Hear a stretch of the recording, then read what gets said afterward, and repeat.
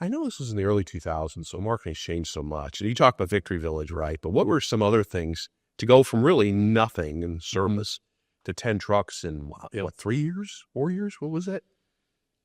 Gosh, I don't remember. I remember early on, my whole thing was, we just want to get $1 million in revenue. Right. And so we did $1 million in revenue, like our first full year of running service, which was 2005. Yeah. That was my kind of number one, and then it became $5 million in revenue, I'd like set these targets. Right. As soon as we could afford it, we started doing TV. Okay.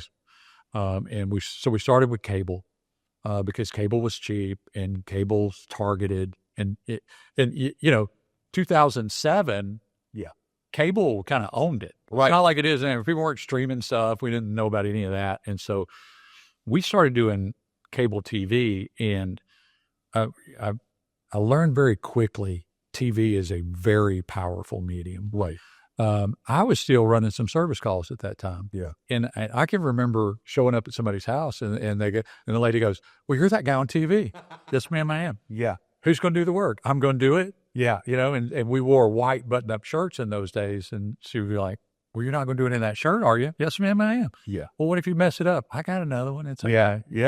and so the TV really helped propel us. It was a differentiator. We didn't have any competitors that were electrical contractors doing any TV. Mm-hmm. Right. And so the market was very fragmented, and there was nobody really going after it. Yeah. And so we always had the philosophy of, we tied marketing to revenue. Right. And so I always budgeted right around 10%. Yep. All right. So we're going to 10% of whatever our top line revenue is, we're plowing into marketing. Yeah. And, other business owners were going, "My gosh, that's a lot."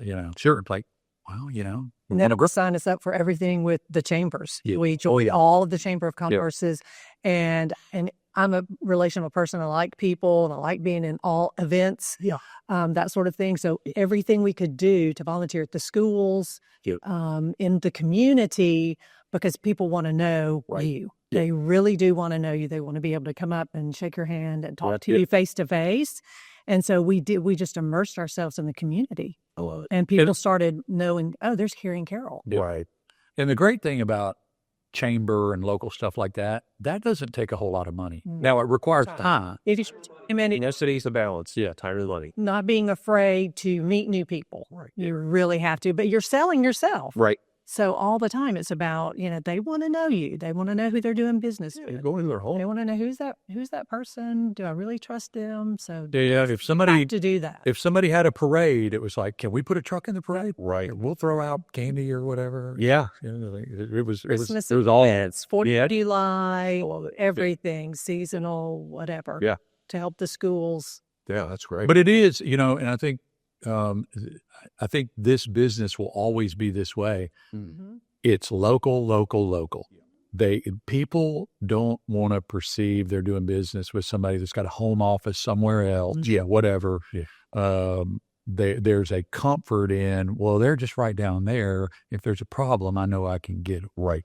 And so even now, about to operate in 3 markets, we intentionally, with our branches, have local people that show up there every day and have a local presence, like people that are in the community. But we will still show up to a football game down in Fairhope, just like we do back home for Spain Park or Vestavia, and give out footballs or talk to people or whatever. We're still working. You see the value.